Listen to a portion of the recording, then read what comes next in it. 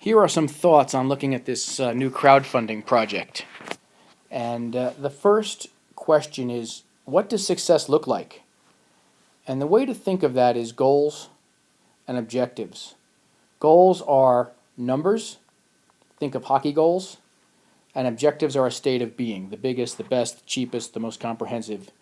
So you really have to figure out what success looks like. Is this 5,000 people at $50?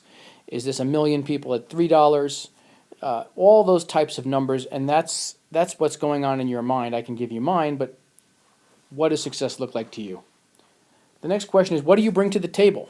What are you bringing in? I see you're bringing in very relevant, time-sensitive subject matter, all around general purpose business skills, and the skills of videotaping and editing. Money would be another key thing, and that goes over here, which we really have to talk about, because I think there are going to be some hard costs to this, and we should examine the idea of getting money, not necessarily to pay the principals, but to pay advertising, possibly some script writers, and to buy some traffic.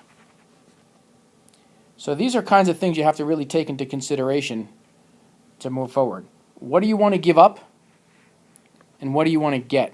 Do you want to give up 90% of the company, 10%, 5%? What do you want in return? Only then can we really talk about a plan which includes a market attack. Now going forward, what I think we ought to do is a free test. We talked about this, and we think we ought to test this on the market and see if anyone really is going to want to watch these things beyond the research we've heard about and the opinions we've heard about. And the way I would do it is 2 or 3 different formats.